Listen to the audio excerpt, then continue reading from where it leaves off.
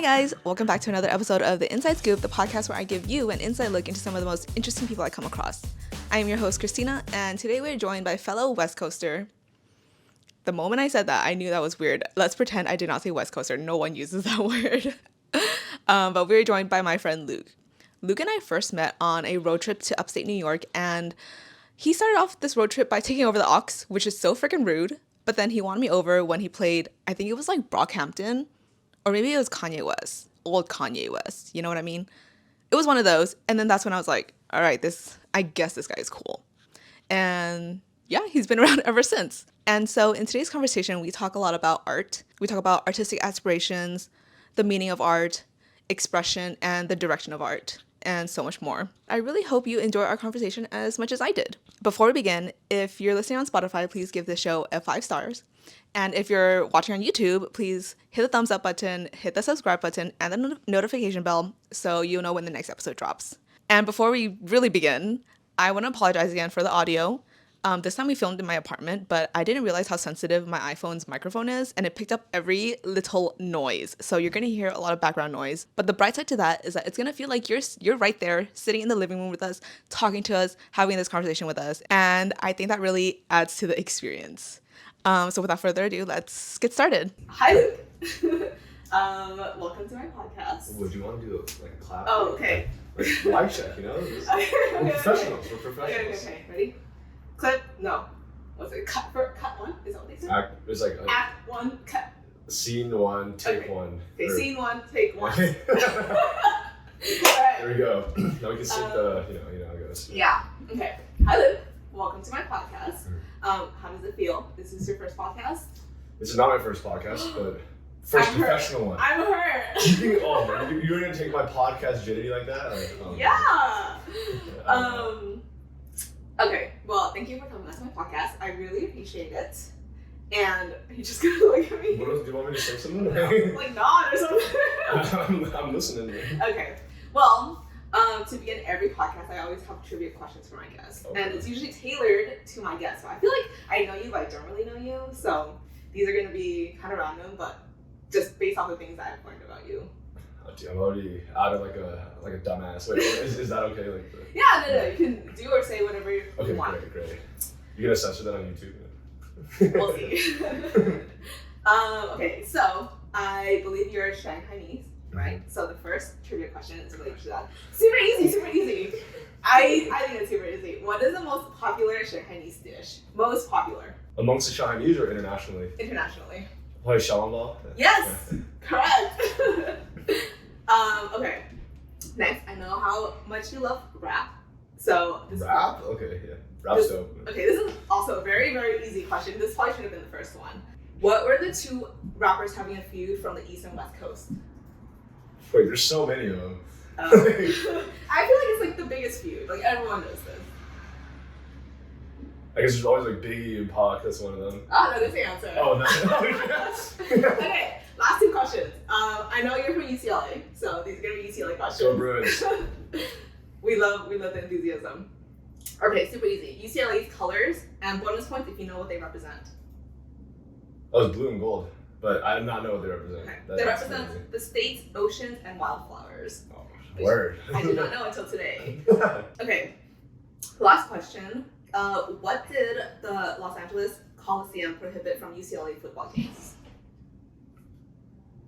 I went to one football game my entire UCLA career. I feel like they prohibited this before you went to UCLA, but I feel like it's a pretty big thing based off what I googled. Tailgating, probably, or because now it's hosted at the Rose Bowl in know. Pasadena. It's been there for a very long time, and the tailgates are pretty fun. Yeah, actually. Wait, so they prohibited tailgates on campus? I think so. Yeah. That might be one reason. I don't know. We don't have a football stadium on campus, so we use that one. Okay, well, the answer is a live bear, because Bruins. So apparently they used to have bears at football games, and unsurprisingly, it's prohibited. That's jokes. Okay, bonus points. Do you know how to do the UCLA 8 clap? Oh, come on. We're not doing it. Are we doing it here? You can do it here. Oh, no, that's all good. Do you know how to do it? Of course. That's the first thing you learn at orientation. Is it really? Yeah. That's wild. Yeah, I was like watching videos on it today. I was like, it's actually very complicated for an 8 clap. Well, not complicated, but I literally thought it was just 8 claps, but it's like. Oh, you know what? For you and also the viewers, I'll walk you through it with as much enthusiasm as possible. You go, oh, 1, 2, 3, 4, 5, 6, 7, 8. UCLA. UCLA 555. That's a clap. I love it. Okay, cool. You actually got all of them, except for the live bear one.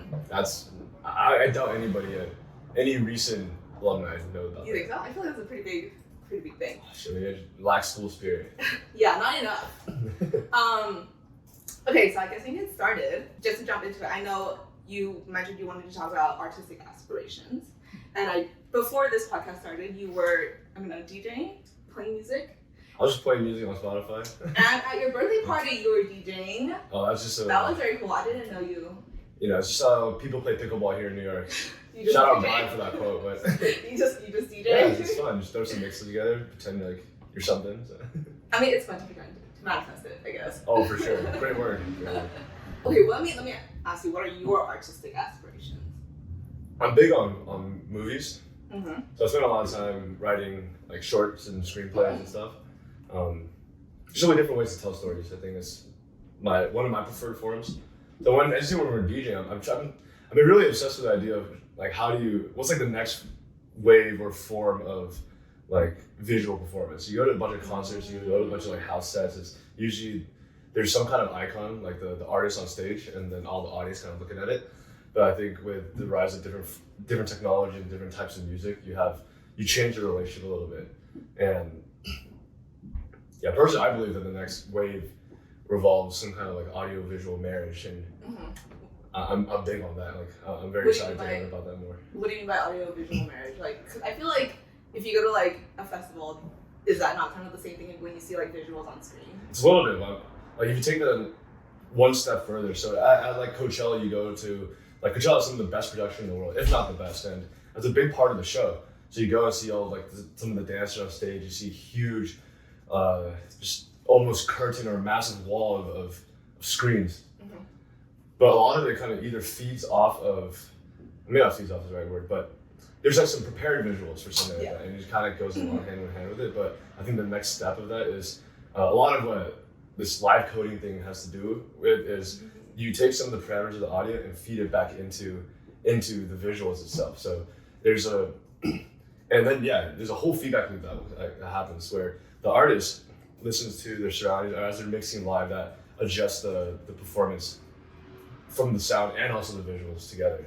Interesting. Okay, that made me question, like, do you feel like AI would have a part in this? It already has. Like, it already has a large effect in like generative visuals. It's a big thing. Oh, that's crazy. So wait, so this is like pre-generated, right? Not like it's happening while you're playing the show? Both. Oh, Both, yeah. You can render it beforehand, but also like you can let it just rip live too. Yeah. Dang. So is this why you started dabbling in music production? And I've always enjoyed music, just as I got that from you. very selfishly. Like music is just it speaks to you oftentimes, and just like you alone. And I played music a lot growing up. You played music, like? I played piano growing up, like a lot of other yellow fellas like me. So, and yeah, naturally you kind of want to. If you enjoy the art form, you naturally want to be a part of it as well. Like, yeah. Did you ever want to like? I guess like progress in that and like. I don't know a better word for this, but like get bigger in music industry? For now, it's just a hobby. Like, I'm definitely influenced by some of my friends too, who are actively pursuing that as a career. So it's like, they kind of rub off on you in a way. Yeah. But would you ever want to like play a show in the future, or like? I mean, yeah, it's like everyone who like enjoys music and likes making art has to like. Yeah. It's just part of the process, you know, like. Otherwise, like, why would you even make music to begin with? You just, make it for yourself. Yeah, you can just make it for yourself. I feel like most people that create art, like, they make it mostly for themselves because it's, like, something, like, a vision that they need to put out or to create, just to, like, get it out of their system, you know? Yeah, definitely. Most artists are like that, but I guess, like, nowadays, it is, like, something you want to, like, monetize, which kind of sucks, but... There's too many forces at play, so, but I think, like, I go back and forth on this, like, a lot of the things that I would write, I kind of keep to myself, but... You don't, unless you give it to somebody else to see or you publicize it, it lacks like its substance in a way. Whereas like when you make that art itself, it's a hopeful, ideally just a form of expression, but like that art is also to be shared and enjoyed by other people too. Like it can be something bigger than just yourself, and maybe that's just like very romantically thinking about the way of expression. True. Yeah, I mean, I feel like anyone that puts out art, it's like they want it to affect other people in some way, shape, or form, right? So like, what would you feel like your goal with like the stuff that you put out is? I haven't decided yet, but at least when it comes to screenwriting, I want to write about very kind of like period pieces, but kind of things that other people can relate to. So I write a lot of like conversational type things. So I'll just capture a snippet of somebody's life, and yeah, as opposed to some of the Marvel movies that focus on, oh, there's this greater universe, there's like the hero's journey, there's a villain and there's a good guy, and like, it's very cut and dry what it is, but like that's in a way very disingenuous to what stories can be and what stories, in my opinion, should be, where it's just a reflection of your life and like a person, right? Yeah. Individual. What inspires you to write these? Or what is your biggest inspiration? My biggest inspiration? Oh, I actually never thought about what inspiration. I just like look at things around me I think is cool, or just like my own musings, and I feel like some people like to journal, some people like to paint, and I like to just write things down in a semi-fictional form. That's so interesting. So is it like formatted like a specific way, or is it like, because when I think of like journaling, it's kind of just like free-flowing thoughts, right? So like if this is your way of expression, like how does it, when you put pen to paper, how does it come out? Is it like formatted? Is it like, do you think about like, I guess, I don't know, the logistics of it? A little bit. I mean, if there's actual intent to produce it and direct it at some point, you kind of have to think about that. But what is just thinking about the idea and the themes and like almost the philosophy of the piece. So I'm trying to think of an analogy, like when a songwriter writes lyrics or like a poet writes something, they have an idea that they feel like they can only convey in that way. Whereas like I feel like I'm very story first kind of film enthusiast, where there are a lot of directors out there who are like, oh yeah, I want to like capture this kind of action, or like I want this kind of performance that will express like what I'm feeling or something like that. And like there's so many different ways to tackle film, which is like, one of the many reasons why I enjoy it. And some people think, oh, I want to cast this person because I think this person has this kind of experience. I want to work with these people. But when I write, I'm just like, it's just some random guy on the street. Like I wrote a script recently about like a handyman who goes to different apartments in the city. Interesting. And I was trying to go for the idea of, I thought about this at Coachella where... Why, you're like watching an artist or something? Oh no, we're just walking around and we're talking about like, because I feel like me and my friends, we decided to go to acts that, fuck, this sounds so pretentious, but... I'm gonna say it's fine. Just like, we feel like not many people like went to. And it's like a lot of artists that we enjoyed, you like the small people. Yeah. It wasn't really like that, but it's like we definitely didn't go to main stage and some of the other bigger acts. So we're like, damn, well, I wonder what other people are seeing. Like, how does their lineup stack up to ours? Like being absolutely just dickheads about it. And thinking about this some more is like, oh, Coachella, the India polo fields are filled with like hundreds of thousands of people every weekend. And every single person is living their own journey. So I thought about it in the form of, like, that's the philosophy, right? Everyone has their own journey. Yeah. And I'm like, how do I express that in something that's like more like everyday and ordinary? I think like.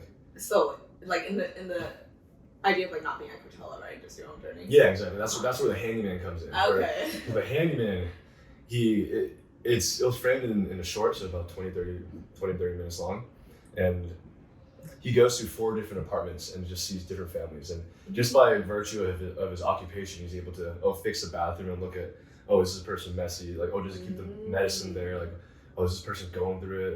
Or I go to this really luxury complex now, and like, and maybe he reinforces some stereotypes that he's already had, but he's able to see some just like 4 different snapshots of people's lives, and it's similar to like, I would really love to like jump into somebody's like mind at Coachella, like what are they going through, Yeah. Like are they just going off on these drugs? Are they really liking the music? Are they having a moment with their homies? Like there's so many different variations of life you can live in that one plot of grass. Wow, you think a lot about. You think things very thoroughly at Coachella, because I definitely don't do that. Oh, it wasn't. Did happen at Coachella? It happened maybe a few weeks after that, but yeah, just reflecting on stuff like that. Oh shit, it's pretty cool. Man. Interesting. So when you write these like screenplays, is it things that you imagine? Like, okay, like the handyman example, right? Is it like what you imagine someone else would think, or is it what you apply, like your own thoughts? Yeah, I see what you're saying. A little bit of both, honestly. Like, you have to kind of see it through the lens of the handyman. Like, I'm not a handyman. Yeah, but how do you know, like, I guess you're not going for accuracy, right? It's just... Yeah, there's a little bit of occupational accuracy, a little bit. Like, this blue-collar guy, he's like, just going to these different places in the city, and like, he'll go to one high-rise here, he'll go to, like, somewhere in Queens, like, just like a house in Queens, or he'll go to, like, a college student's, I don't know, it's like, dorm. Random apartment in LAS, and yeah, he goes through all these different things, but where I see myself in that picture is more, for that specific example, is more curiosity based. So like what would? Yeah, how would I feel like putting myself in these situations? And do you ever plan on like releasing or producing these, and so like you have a timeline? Oh, that's way down. Can I be the director? I'm just kidding. Hold on. Why not? I don't want to put you on blast, but I mean, like, you're kind of struggling with the setup over here. Okay, it was a lot of technical difficulties. Okay, for Sarah, it was not that bad. For sure. But yeah, like, I don't know, like, you know how some people are like, oh yeah, by 30 I want to do this, by 40 I want to achieve this. Like, do you have like a timeline or like? I used to be very like planned with my timelines, but then I realized that you can never really control everything that's going on in your life. And if you force yourself into a timeline, at least, especially for a creative passion, it's likely going to disintegrate. But I feel like also if you don't go on the timeline, I guess it's like it's personal for each person. Because like for me, if I don't have a timeline, I will probably put something off till I really can't, you know. So anyway, I guess it's not how it works for you. Yeah, I mean, like, deadlines help a lot of people. Like one of my buddies, who's the music producer, he's pushed back his release of his first album for a while, but he's like, oh, dude, I need to do this. Like, it has to come out so it fits this. Like, he set this deadline for himself, and it has to get done. And it's really lit a flame under his ass. But I think like I'm so far away from even making something like that. It's just the timeline. I mean, yeah, I feel like it doesn't help me personally. I think if I'm obsessing over something, then it's gonna get done. Like, but I feel like I mean, it's only because you said you feel like you're really far from this, right? But I feel like these things are only as close or as far as you push them to be. Yeah, you're right. Right? So you're just like chilling? I got some different goals in life right now, you know? Are your current goals, or the ones that you were prioritizing first, do they eventually lead up to like? No, absolutely. I got this grant now. Really big picture kind of guy. No, not at all. I think it's too early for me to be setting these kind of deadlines for myself. It's a bit early. So trying to, on the investigation phase. Yeah, what are you investigating? Just life, you know, like you can't pour from an empty cup. That's true. I feel like it's so interesting because I feel like I'm on such a tight timeline. For what exactly, I don't even know. I just feel like time is running out. But I feel like you're like the total opposite. You're like, I have so much time in the world. Oh, there's certainly a sense of urgency, but at least when it comes to movies, I'm still working around some different ideas, but it's not like top of mind. I like to not be poor when I make these movies, but it's part of like the art. It's part of the journey, you know? Yeah. Like, is it nepo baby if you fund yourself? Like, it's like when people look at these directors or actors who just like come from a wealthy background or made their money and then transition into this thing, you're like, oh yeah, they don't even fuck that guy. Right? So you want to make sure you're like ready to go when you start these kind of thing. In a sense, yeah. Backing up, what other things, if you have any other things, are you creating aside from like screenwriting and the music? Which is really good. I'm not making any music, but just throwing some sets together. It's the most basic form. The most basic form. It's like a level up from like creating a playlist. You know what I mean? You're like mixing the sounds. It's a pretty it's pretty straightforward so far. So. I know that mixing has a lot of intricate techniques and everything. I know if there's some DJs watching this, I know they're about to flame the shit out of me. But do I have DJ friends? I don't know. I do actually. yeah, they're about to go. This guy does not know what he's talking about. Like, but how do I feel when I'm making? Going back, are there any other outlets that you're using to express yourself? I guess. Doesn't have to be artistic. It could be. Well, I guess anything could be art, but. Anything could be art. That's facts. Like. Yeah. That's facts. A fucking shameless plug. I have this manga Instagram account. What? Really? Oh yeah. I'll tag it below. Dude, please at Chew on Manga. Like, it's so I had this other life goal of opening a manga themed cafe.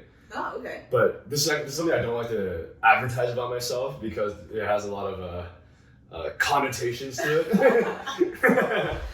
And okay, wrap it with your chest. No, I'm pretty proud about it. Dude, I'm a weeb. Yeah, none of that body pillow nonsense. None of that tentacle octopus stuff. Like, I hope the audience doesn't get any funky ideas. Like if you go and chew on manga, you'll know what I'm talking about. Once I had the idea, I want to have this manga cafe, where a lot of the items in the menu, such drinks menu and everything, were going to be manga inspired. Like either taken directly from the manga itself, has some like visual alignment with certain characters or certain animes and so on and so forth. I want to have one half of the restaurant be like the cafe section, and the other half to be like a manga library. And I'm like, dude, this is gonna be so sick because then you have events there. You're gonna have like show movies. You're gonna have like build your own community around it. Yeah. I was thinking about this when I was going through my whole thing about what the fuck is community, like, and. Okay, so then I started thinking about how do the young people do it nowadays? Like, what kind of technologies do I have? What kind of tools do I have in my toolkit?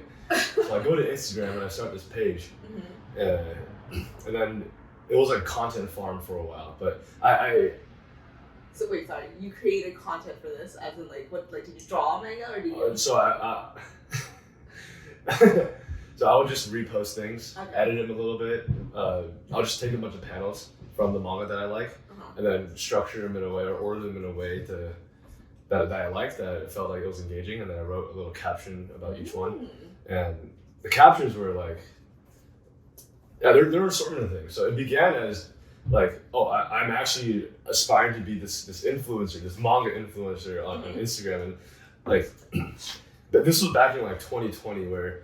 Like COVID times, everybody was posting manga shit. Like it was surprisingly big. Nowadays, not so much. So it's moved on from then. It's matured from then. But back then, people were just spamming all these manga panels. It was great. And I try to be like differentiate my page from that. Yeah. Try to be a little bit philosophical, a little bit stoic, a little bit like crack some jokes, just like be a pleasant corner of the internet. Yeah.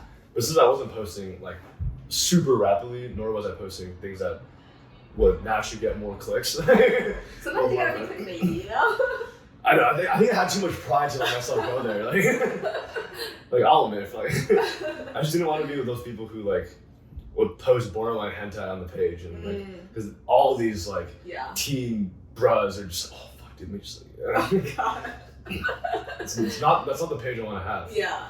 And then eventually I turned it. It's more of a diary now, so that's all to say that's another. I guess outlet that I have. I definitely, now that I've been doing it for a few years, like I can't live without. Are you still like very active on it? Like you post like it comes and goes now depending on what's going on in my life. Yeah, but it's very like feeling driven. It's very if I want something to say, if I read something, or it's very like spur of the moment. I have something to say, I'll write something about it, or I've been thinking about this idea, and it relates back to this manga that I've read. I'll post something. And then while you're saying this whole thing, you asked this question that I think is really interesting. You asked the idea of like, what is community, right? What is your idea of community? Because I feel like, I guess personally for me, especially in New York, it's very hard to find a community. It started to make me think or like wonder like, what is the idea of community? What am I looking for in a community? Things like that. So I guess just to start off, like, what is your idea of community? It really depends on like what kind of community it is or like what they represent. Because a community could be like your work, like your coworkers are a community in a sense. That's true. It could be like an athletic endeavor. That's like a pickleball community here in New York. all these people just go, oh yeah, volleyball community. Yeah. Just some people hanging out and doing the same thing. And the community, I think, runs deeper than that as well. The most obvious ones around us are like racial communities, and so there's something that ties them in that's like deeper, that's like has more collective experience there. And then you have things like the manga community, a bunch of fucking nerds, like myself included. Yeah, so there's something that you just share together, and I think it's almost disingenuous to like talk about it any deeper than that, because then it feels a bit pretentious in my mind. It's like, oh, now the community's something bigger than yourself, blah blah blah. Like it's just a place where you want to share things and enjoy the company of those around you. And like you can say your group of friends is a community that you have. Like I think about it from a very abstract lens, and a lot of people think it's very concrete. It's like, oh, I go to like this meetup every single week, and this is my community, and that's awesome. Like I have similar things in my life too, but I think community shouldn't draw borders between people, and yeah, like ideally you can like bring different communities together and like bring different groups of people together, and yeah, like that's how I view it.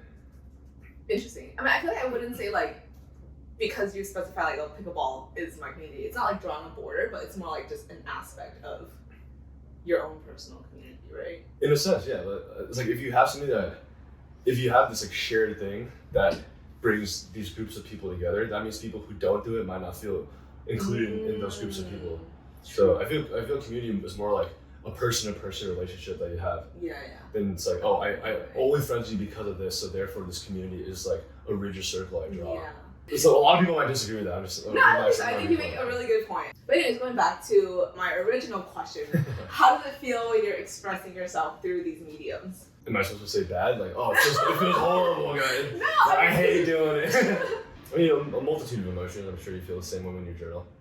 Now, I've always viewed writing as like the act of processing things, and for me, I kind of have to, if I want, is less so the analytical side of things, but more so like humanity and the arts and the emotion. If I write about them, whether it's direct or abstract, it helps me process these things. And like writing to me is when the real thinking happens, and where you're there, like sitting in front of the Notion doc, and you got the pen, and you're like, oh shit, like I actually gotta make a mark on my paper, like I hope it's a good one. If I'm an artist brushing the canvas, I have to have some kind of purpose, some kind of like intention for the stroke. But sometimes there is no purpose. Sometimes you just have to like, it's like for me, like when I journal, it's like I just word vomit, you know, until I can like figure out what it is I'm thinking, I guess. So sometimes there is like no purpose in my life. Absolutely. Like I definitely think too much when I write. That's something I want to work on myself. It's like, so I write the whole manga page, all the stuff that I've written for the screenplays and stuff are very deep, you know. Very, like, I sat there for a very long time to think about what I want to write and how I want to say it, and I definitely got to practice that more, where I just kind of let it fly. Yeah. Do you feel like perfectionism is something that holds you back? I won't even say it's perfectionism. It's just okay. So if perfectionism doesn't hinder you, is there anything you think stops you from, I guess, expressing your full potential? That phrase doesn't make sense, but you know what I mean? Yeah, I know what you're saying. I know what you're trying to say. Definitely a lot of things. Like, I think I care a lot about how I say something, because, like, when you say something in a very, reckless isn't the right word, but there's a lot of things that especially I'll take my Instagram page, for example. Like it's for the public to see, and I have like a type of persona that I want to continue. So I try to be very picky with the words I choose and what I put out there, and I don't do much like personal writing, you know. That is my personal writing. But do you feel like relationships impact the way you write or what you write? Do they inspire you? In a sense, yeah. Because they're conversational, a lot of the core of the art comes from relationships. What do you feel like? Oh, sorry, you didn't say. No. What do you feel like are your? I wouldn't say like the most important relationships, but what do you, I guess, muse on the most? Because there's so many, right? There's like family, friends, romantic, acquaintances, work. I don't know, like a million more, I'm sure. Yeah, definitely. I don't know if there's any one or a handful of relationships in particular. Have you written about Sarah?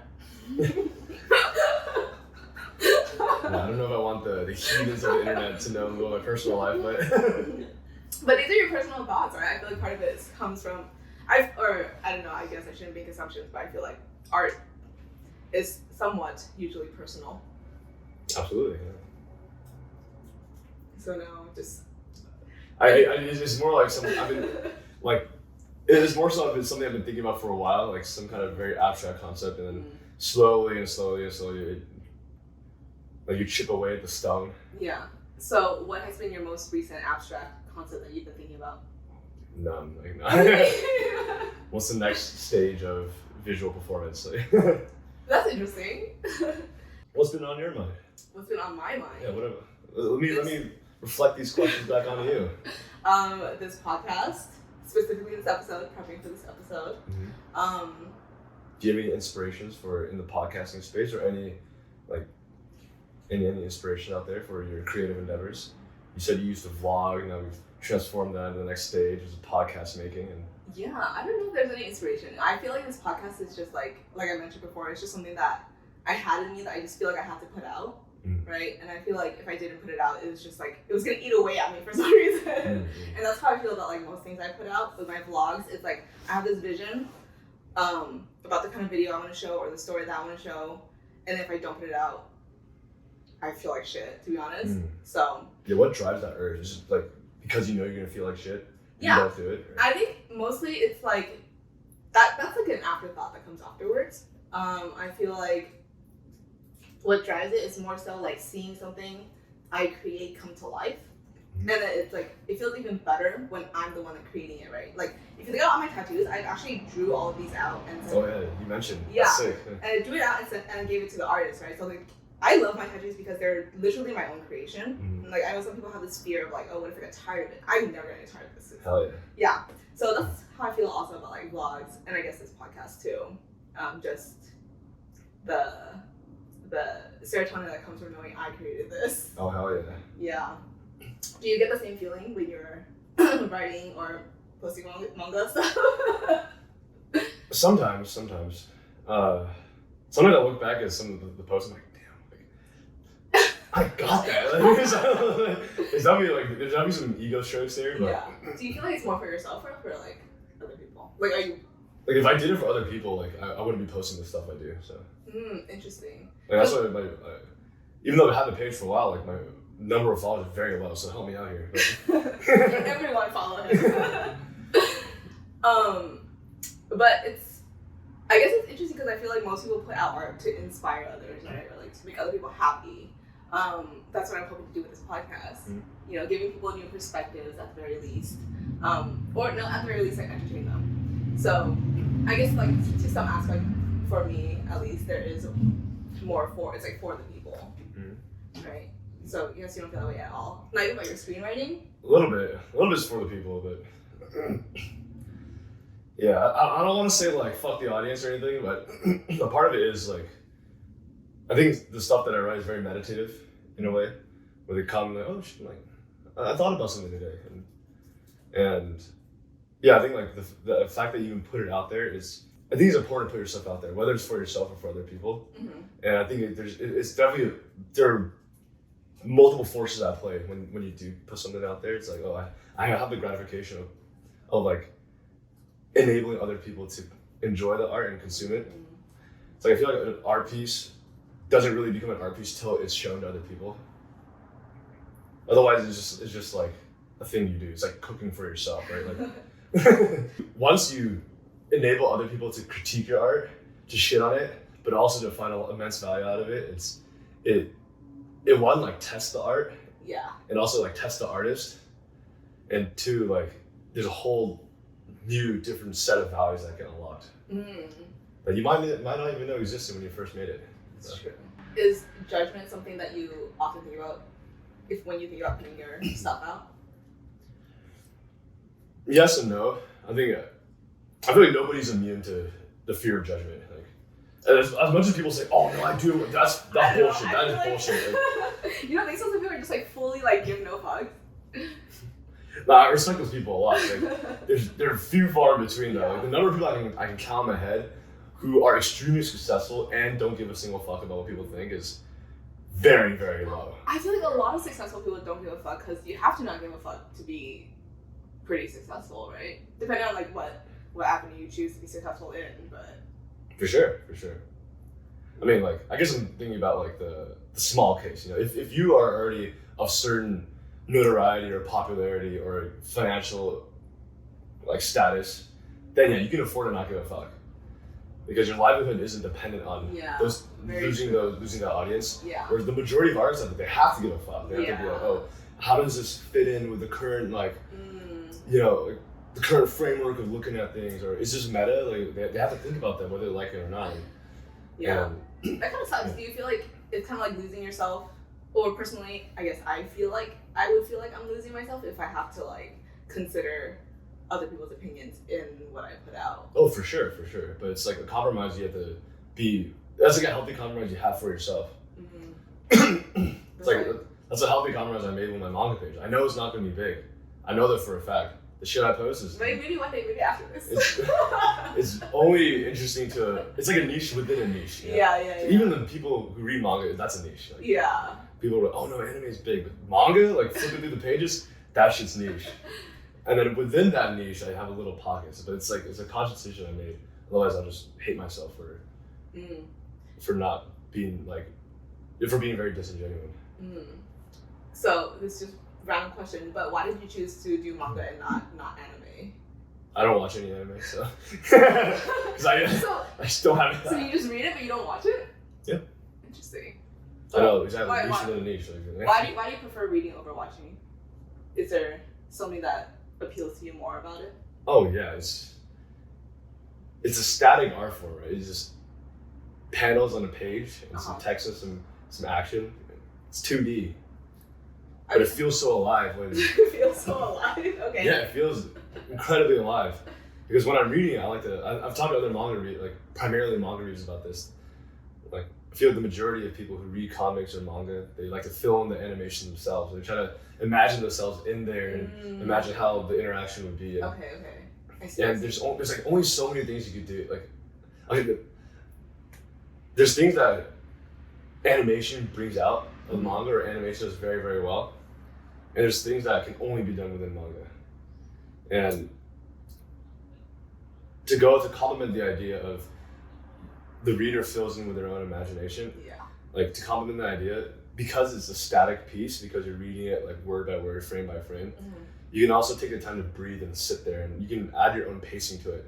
You can, like when you read a book, you kind of, maybe you pause at the end of the chapter, maybe you like pause after paragraph, oh fuck, dude, that hit, like damn, I'm gonna shit it too. Like, wow, you're jumping for joy. And you have all these moments that you can do at your own leisure. Yeah, no, that makes sense now, because at first I didn't get it, but like after you explained it, it's like when I read a book, I definitely prefer the book over the movie. A lot of times. Always, right? Because it's like sometimes like I prefer the narration in my head better, or like the voices or like whatever, what I imagine, so. Yeah. When you're reading something, it's your journey, right? Yeah, you're not doing it for anyone else. It's me and the story. Like, I'm consumed. I'm also consumed by the book. It's got a hold on me that just won't let go. Is there anything else that makes you feel the same way? That brings you on the journey? That makes you enjoy the journey? Movies, to some degree. Do you have a favorite movie? I had a handful of them, but the one I default to is this Taiwanese movie called EE by the director Edward Yang. What's it about? It's about a family in this. So it's set in the late '90s Taiwan, where the backdrop of it is the city is rapidly westernizing, and then you can see like, oh, there's a McDonald's here, there's a KFC. People want to go abroad to Japan and the U.S. to work and stuff. And the main cast, the primary cast, is a family of 4 who lives in just like your very average apartment complex in Taipei, and it just follows the lives of each 4 of the characters. Oh, interesting. And it's beautiful. It's very very lyrical, but also like it has such a strong emotional base to it. And it's one of them. Yeah, that's probably one of my greatest inspirations when it comes to film, like those types of movies. Something that's like after you watch the movie, you're like, oh, damn. That was long, but that was long. every minute went so hard. You needed every minute of it. Yeah. And sometimes I wish they were longer. But there's like so much depth within each character, because even though they're one family, they live their own separate lives. So it's one, the father, NJ, he kind of reconnects with an old flame, and he's trying to figure out like these romantic conflicts he's had in the past. And his wife, her mom's dying, and she's like facing herself, like, have I been living for anything? And there's a coming of age story in the daughter, and Yang Young's this tiny 6-year-old kid who's like a bit of a shithead, but he just messes around, you know? He just plays around. But like he's like that character. He's like, you know how kids they show you perspective that you've never thought before, because you're so ingrained in the way you think. Mm-hmm. You know, okay, this is the way things should be, and like, a lot of older people, after living a lot, they're more one-track minded. Where kids, they don't know any better, so they're just like, oh, I saw this, I saw this, I saw this. Yeah, so you have all these different characters, part of one family, in one household, so they kind of brush each other's elbows, and in a metaphorical sense. And but yeah, it's just so much. There's so much to unpack in that movie. Yeah, because from the way you describe it, I've never watched it. It sounds like one of those things where like you know everyone has their own lives, but you still have to like think about like your life with your family coming together with like a group of people, and then like making that work. Yeah, but also dealing with your own shit. That is really interesting. Is it in Taiwanese? It's in Mandarin. Oh, it's in Mandarin. Yeah, I'm gonna watch it. Yeah. I think I'm picking it up in my head. It's a bit long. It's 3 hours long. If you have the patience for that. I do. I love long movies, actually. Oh, dude, let's go. Yes. All these motherfuckers are like, oh no, I can't sit through 15 seconds of this. Like, I guess long movies are the best, but then it's like you really have the chance to like explore the character, explore the story. I also really love movies, usually for the plot line, not so much for the characters, but I totally get where you're going. Yeah, this is a very character-driven movie.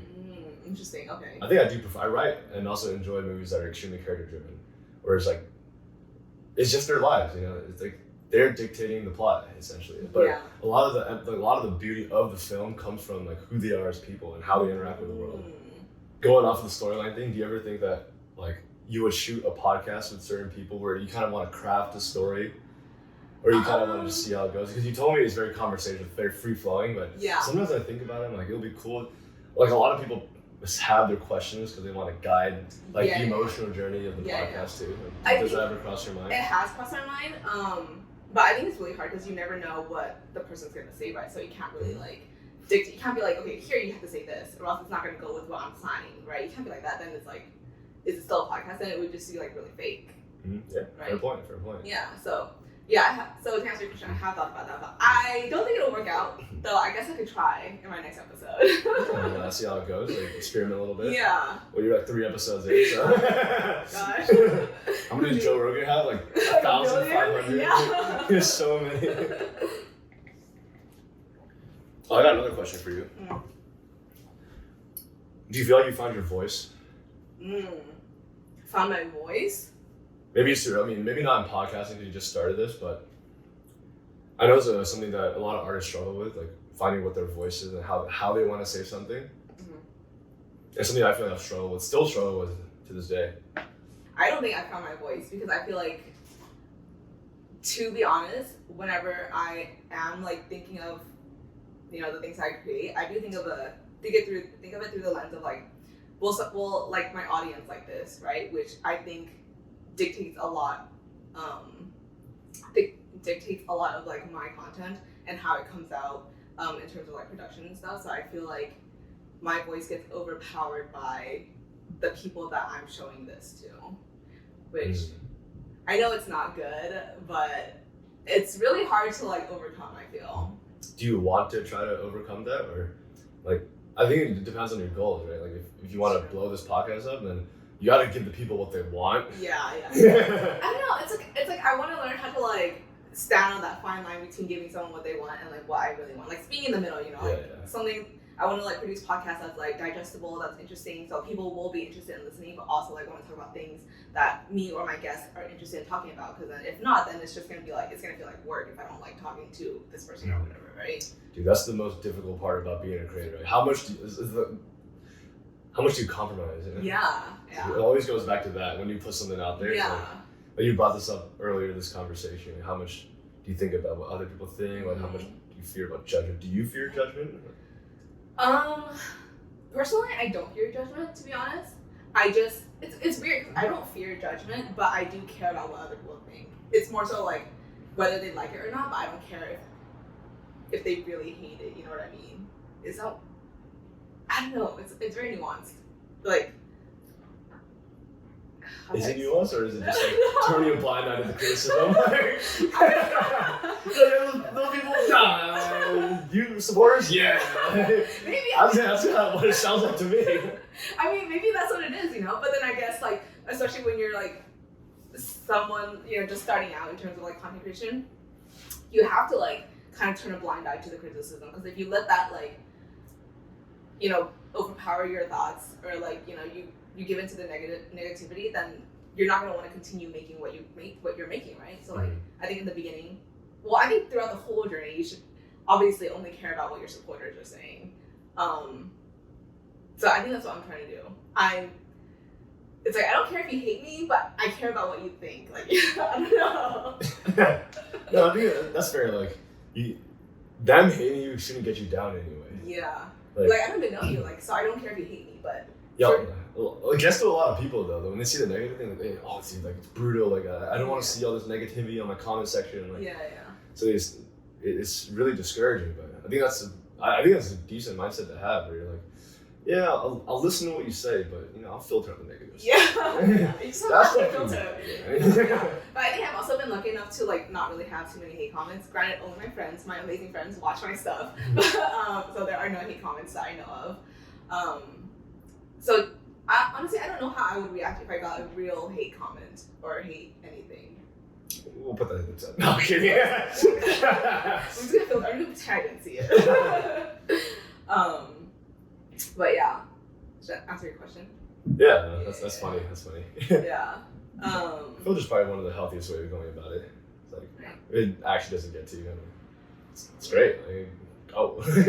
Speaking of, I do feel like you're one of the most, like, I don't know if this is how you see yourself, but how I see you is you're like one of the most like happy-go-lucky guys I've ever met.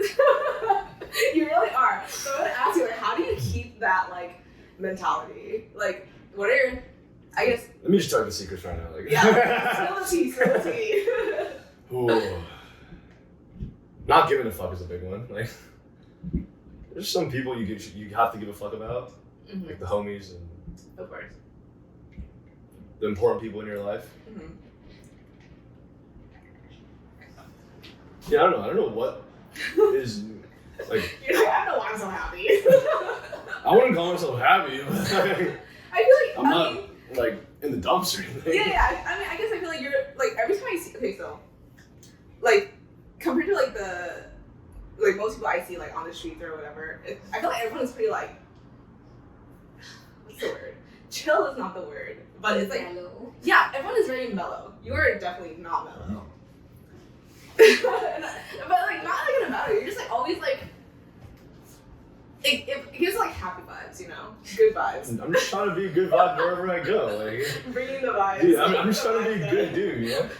People enjoy positivity. Yeah. I enjoy putting it out there, and I enjoy having it come back to me. And it's always like if you just like walk around flipping people off, then like people are probably gonna flip you off. It's not a good place to be in. But you just like walk around, smile a little bit, like dab the homies up. Yeah. Do you feel like that's just like your natural disposition, or like is there like did you have to? I mean, you don't have to like say this, but did you have to like go through something for you to realize I want to be happy or bring happiness? I don't know. Yo, how much time did My phone's at 30%. So. Was that 100? It was at 80. Was that 80? Okay. Yeah. I'll say this.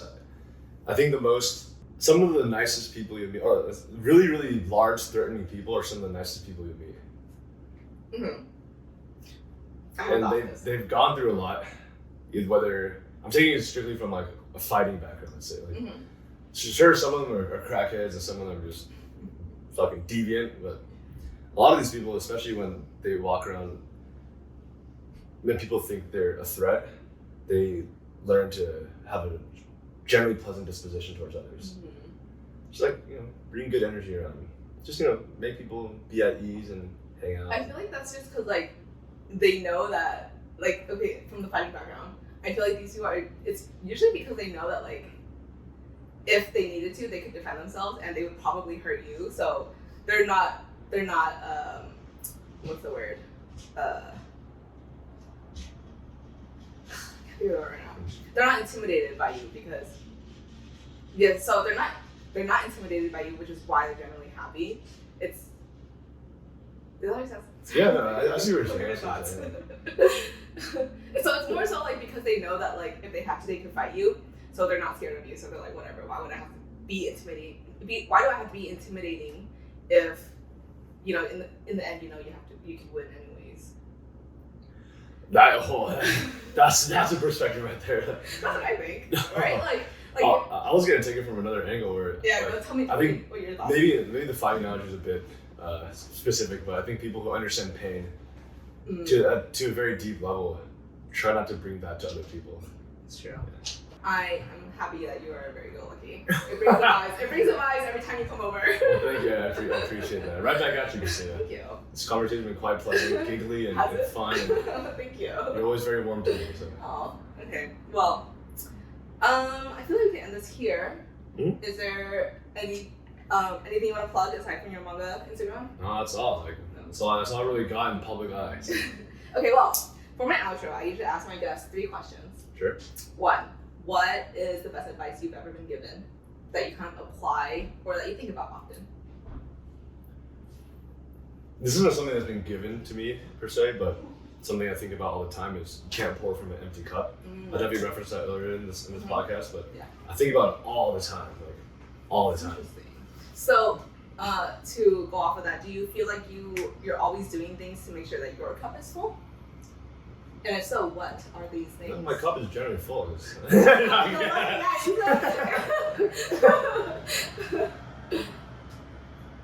You can take it from a bunch of different ways, but let's take love, for example. Like, in order to be able to give that in an earnest way, you have to have some, at least for yourself. And for the homies, the people you care very deeply about. And yeah, that's why it's important to have like a very strong family, very strong friends, so you understand what love feels like, and you understand what it is to give and receive it. Yeah. So we want to bring other people around. You know how to communicate that emotion. Yeah.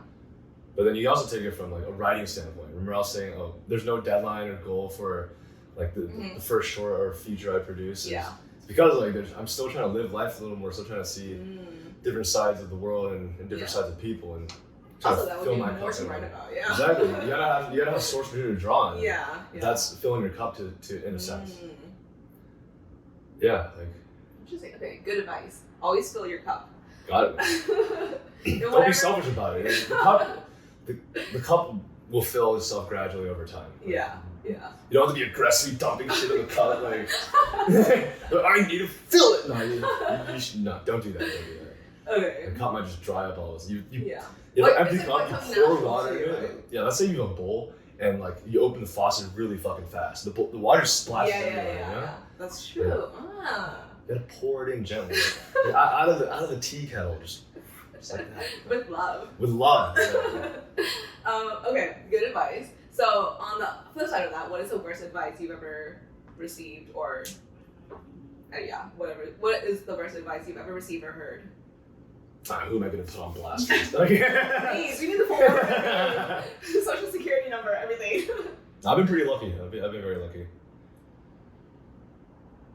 Or is there anything you think that's like not bad advice, but you're like, oh, that's like stupid, I guess. Oh, there's so much. Oh my god, like so much. But now there are a lot of silly things in the world, but I think ultimately, like, I feel like a lot of people think you need a bunch of different things to be happy. And I think that is probably some of the silliest shit I've ever heard. Yeah. When it comes down to it, you really just need some homies, some good food, a couple of drinks, and like a fire to stay warm. You really don't need much, you know. Like people go out to like Burning Man and shit. They're having so much fun. Okay. that was a dicey one. Or like they go camping and just like you and the boys on roasting marshmallows. Yeah. It's dope, and like those are some of the fondest memories I have. So you really don't need much. Yeah, that's very true actually. And everyone's like, oh, I need to think about like my status. I need to think about this. I need to think about the superficial stuff, and and a lot of things are social constructs out there. And oh yeah, definitely. I can talk about that forever. yeah, a lot of things. I personally would try to avoid those and just focus on things that matter to you. And anybody who says otherwise, that's bad advice. Okay, got it. So don't listen to anyone else. No, that's not what I said. That is not what I said. Okay, last question. So I don't know if you ever read the book 7 Habits of Highly Effective People. Have you read it? Have you heard of it? No. Okay, well, it's a book about 7 habits of highly effective people. But basically, there's an exercise in the book where it's asks you to think of yourself on your deathbed, right, at your funeral, and someone is reading your eulogy, and what would you want them to say about you? And the idea of this exercise is to think about like how you want to live your life, and in the end, you know, what is the result? Like, what do they say about you? Dude, death is one hell of a thing. It's one of the most powerful concepts we have. Yeah, it's scary. Yeah. Oh, I'm gonna talk about that for a while. That could be you can come back for a second episode. But yeah, so what would you want someone to say about you in your eulogy? Honestly, not much. Like that kind of stuff. Like I don't care about that shit that much. Like it's like what am I gonna do? But I'm dead. You know. Like, but it's like the idea is like how you wanted to live your life, right? And like this person is describing you. Also, another thing, I have a lot of thoughts about legacy. Yeah. Okay, interesting. Like after so many generations, your legacy just disappears. Oh yeah, I think it wasn't like 3 generations. I'm sure. Yeah, oftentimes less. Yeah. So what people say that's one of the reasons why it's like it's always not like this guy was a shithead. Like obviously positive things. You know, you don't want to like leave a bad taste in people's mouths. And I think is it just one person or like many people, or is it like the aggregate of a bunch of notes? Let's say it's just one person. Just one person? person? No. Let's say it's your family. So your family? Yeah. It ranges from your children to your spouse. Yeah. Maybe your parents. Hope my parents are still alive then. That'll be great. No, that'd be sad for them though, seeing their child, you know. Yeah, I guess. Yeah. Is that a pain that you want to, you know, have them go through? I don't know, but ideally not. But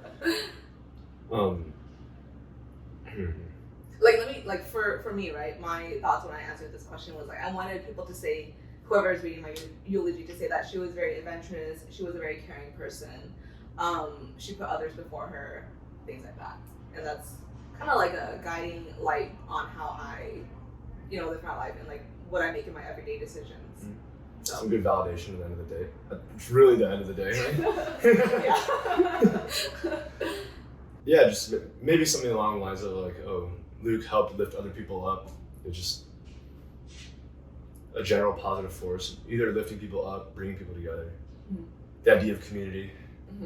Yeah, that's probably it. I'm not a very greedy guy when it comes to this stuff, so as long as I'm not like, oh, this guy abandoned me as a kid, like, oh my God. I don't want any of that. Like, I don't want none of that. Like, I want to be there for the kids. Yeah. No, that's good. That's good. Yeah, it's like, oh, Luke was just a good person. A centerpiece to the energy that will be missed. Oh, that was nice. Okay, cool. Well, those are all my questions. Thank you again for being on my podcast. I enjoyed our conversation. And yeah, I guess until next time, if you want to come back for a second episode. If you want to have me, sure. We'll see how this turns out.